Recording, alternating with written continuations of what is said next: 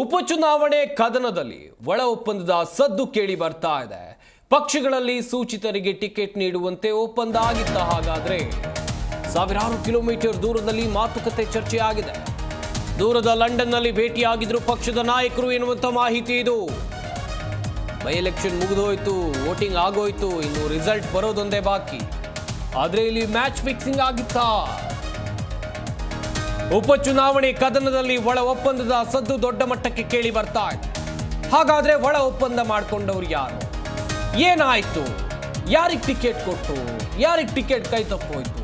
ಎಲ್ಲವನ್ನು ಕೂಡ ಎಳೆ ಎಳೆಯಾಗಿ ವಿವರವಾಗಿ ನಾವು ನಿಮ್ಮ ಮುಂದೆ ಇಡ್ತೀವಿ. ಉಪಚುನಾವಣೆ ಕದನದಲ್ಲಿ ಒಳ ಒಪ್ಪಂದದ ಸದ್ದು ಜೋರಾಗಿ ಕೇಳಿ ಬರ್ತಾ ಇದೆ. ಪಕ್ಷಗಳಲ್ಲಿ ಹಾಗಾದ್ರೆ ಸೂಚಿತರಿಗೆ ಟಿಕೆಟ್ ನೀಡುವಂತೆ ಒಪ್ಪಂದ ಆಗಿತ್ತಾ?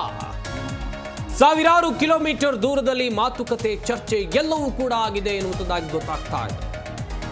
ದೂರದ ಊರಿಗೋಗಿ ಮ್ಯಾಚ್ ಫಿಕ್ಸಿಂಗ್ ಮಾಡ್ಕೊಂಡಿದ್ದಾದ್ರೂ ಯಾರು?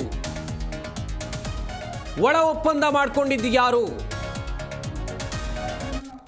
ಎಲ್ಲವನ್ನು ಕೂಡ ಹೇಳ್ತಾ ಹೋಗ್ತೀವಿ. ರಾಜ್ಯದಲ್ಲಿ 3 ಕ್ಷೇತ್ರಗಳ ಉಪಚುನಾವಣೆ ಮುಕ್ತಾಯ ಆಗಿದೆ. ಸಂಡೂರು, ಶಿಗ್ಗಾವಿ, ಚನ್ನಪಟ್ಟಣ 3 ಕ್ಷೇತ್ರಗಳ ಬೈ ಎಲೆಕ್ಷನ್ಗೆ ವೋಟಿಂಗ್ ಪ್ರಕ್ರಿಯೆಗಳು ಕೂಡ ಮುಗಿದೋಗಿದೆ. ಇನ್ನು ಫಲಿತಾಂಶ ಬರೋದು ಮಾತ್ರ ಬಾಕಿ. ಫಲಿತಾಂಶಕ್ಕಾಗಿ ಕ್ಷೇತ್ರದ ಜನ, ರಾಜ್ಯದ ಜನ ಕಾದು ಕುಳಿತಿದ್ದಾರೆ. ಈ ನಡುವೆ ಸಿಗ್ತಾ ಇರುವಂಥ ಮಾಹಿತಿ ಏನು ಅಂತ ಹೇಳಿದ್ರೆ, ಉಪಚುನಾವಣೆಯ ಕದನ ಕಣದಲ್ಲಿ ಒಳ ಒಪ್ಪಂದ ಆಗಿದೆ ಅಂತೇಳಿ. ಘಟಾನುಘಟಿಗಳ ಭೇಟಿ, ಕಮಲದ ಮಾತಿಗೆ ಎಸ್ ಎಂದ ಕೈ. ಬಸವನಂತೆ ಮುಗ್ಧತೆಯಿಂದ ಮನವಿಯನ್ನ ಮಾಡಿದ ನಾಯಕ. ಕಾರ್ಯನಿಮಿತ್ತ ಲಂಡನ್ಗೆ ತೆರಳಿದಾಗಲೇ ನಡೀತು ಡೀಲ್. ಸದ್ಯದಲ್ಲೇ ಸ್ಫೋಟಗೊಳ್ಳಲಿದೆ ನಾಯಕರ ಒಪ್ಪಂದದ ವಿಚಾರ ಎನ್ನುವಂಥದ್ದು ಗೊತ್ತಾಗ್ತಾ ಇದೆ. ಮತ್ತೊಮ್ಮೆ ರಾಜ್ಯ ರಾಜಕೀಯದಲ್ಲಿ ಸದ್ದು ಮಾಡ್ತಾ ಇದೆ ಹೊಂದಾಣಿಕೆ ರಾಜಕೀಯ. ಕಾಂಗ್ರೆಸ್ ಪಕ್ಷದ ಇಬ್ಬರು ಪ್ರಮುಖರ ಮನವೊಲಿಸಿದಂಥ ಕಮಲ ನಾಯಕರು ಎನ್ನುವಂಥ ಮಾಹಿತಿ ಸಿಗ್ತಾ ಇದೆ. ಈಗ ಎರಡೂ ಪಕ್ಷದ ಒಳಗೆ ಗುಸುಗುಸು, ಪಿಸು ಎಲ್ಲವೂ ಆರಂಭ ಆಗ್ಬಿಟ್ಟು. ನಾನಾಗ್ಲೇ ಹೇಳ್ತಾ ಇದ್ದೆ ಮ್ಯಾಚ್ ಫಿಕ್ಸಿಂಗ್ ಅಂತೇಳಿ. ಇಲ್ಲಿ ಘಟಾನುಘಟಿಗಳ ಭೇಟಿ ಆಗಿದೆ. ಕಮಲದ ಮಾತಿಗೆ ಕೈ ಎಸ್ ಅಂದಿದೆ ಅಂತ ಹೇಳಿದ್ರೆ, ಬಿಜೆಪಿಯವರ ಮಾತಿಗೆ ಕಾಂಗ್ರೆಸ್ನ ನಾಯಕರು ಎಸ್ ಎಂದಿದ್ದಾರೆ ಎನ್ನುವಂಥ ಚರ್ಚೆ. ಒಂದು ರೀತಿ ಬಸವನಂತೆ ಮುಗ್ಧತೆಯಿಂದ ಮನವಿಯನ್ನ ನಾಯಕರು ಮಾಡಿದ್ರು. ಮುಗ್ಧತೆಯಿಂದ ಮನವಿಯನ್ನ ಮಾಡಿದ್ರು. ಕಾರ್ಯನಿಮಿತ್ತ ಲಂಡನ್ಗಂತ ಹೋಗ್ತಾರೆ. ಅಲ್ಲೇ ಡೀಲಿಂಗ್ ನಡೆಯುತ್ತೆ. ಅಲ್ಲೇ ಡೀಲಿಂಗ್, ಲಂಡನ್ನಲ್ಲಿ ನಡೆದಿರುವಂಥ ಡೀಲಿಂಗ್. ಸಾವಿರಾರು ಕಿಲೋಮೀಟರ್ಗಳ ದೂರದಲ್ಲಿ ಡೀಲಿಂಗ್ ಆಗುತ್ತೆ ಟಿಕೆಟ್ ವಿಚಾರವಾಗಿ. ಸದ್ಯದಲ್ಲೇ ಸ್ಫೋಟಗೊಳ್ಳುವಂತ ಎಲ್ಲ ಸಾಧ್ಯತೆಗಳು ಕೂಡ ಕಂಡು ಬರ್ತಾ ಇದೆ.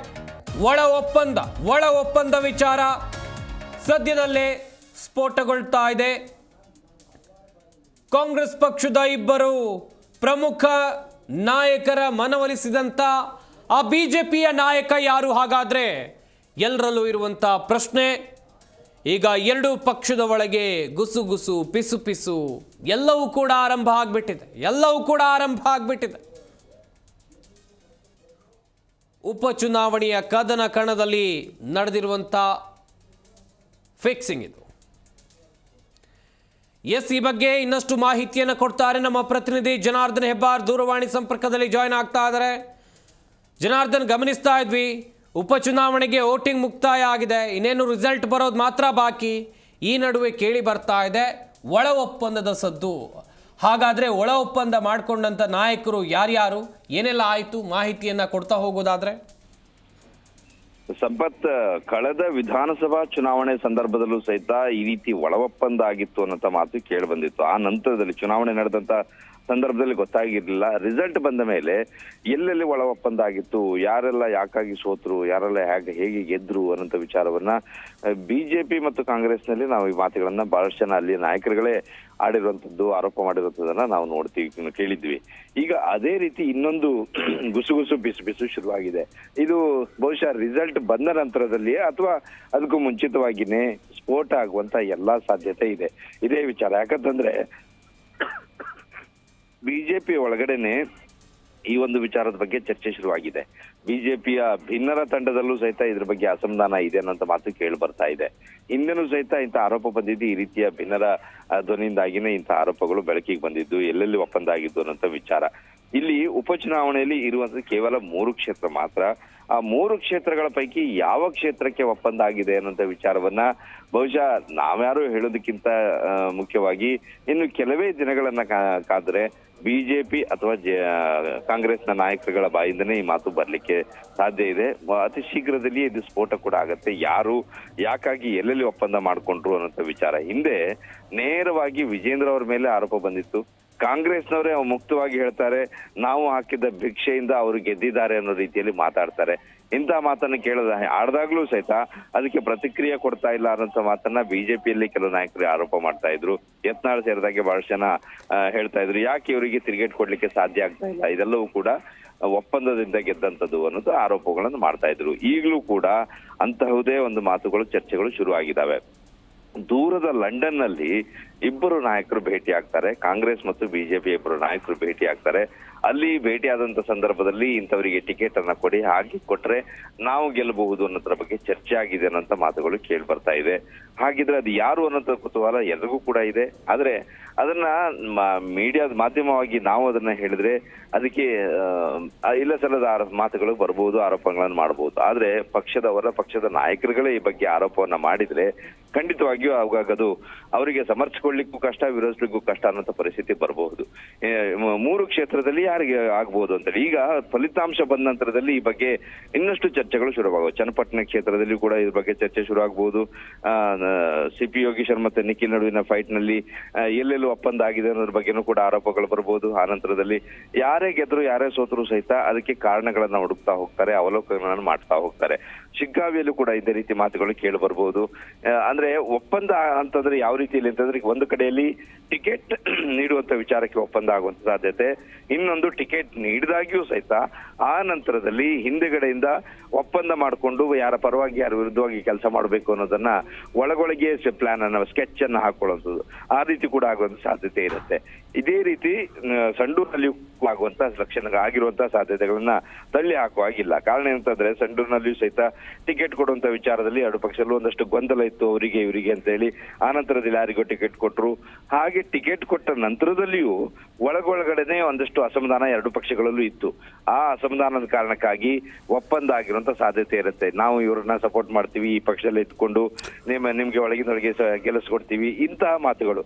ಅದೇ ರೀತಿ ಟಿಕೆಟ್ ಹಂಚಿಕೆಯಲ್ಲೂ ಸಹಿತ ಈ ರೀತಿಯ ಒಪ್ಪಂದದ ಸಾಧ್ಯತೆಯನ್ನು ಕೂಡ ನಾವು ನೋಡಿದೀವಿ ಹಿಂದೆನೂ. ಈಗಲೂ ಅಂತಹುದೇ ಸನ್ನಿವೇಶ ಆಗಿದೆ, ಸೃಷ್ಟಿ ಆಗಿದೆ. ಇದು ಶೀಘ್ರದಲ್ಲಿ ಹೊರಗೆ ಬರುತ್ತೆ ಅನ್ನೋ ಮಾತು ಕೇಳಿ ಬರ್ತಾ ಇದೆ. ಸಂಪತ್, ಥ್ಯಾಂಕ್ ಯು ಜನಾರ್ದನ್ ತಮ್ಮೆಲ್ಲ ಡೀಟೇಲ್ಸ್ಗಾಗಿ.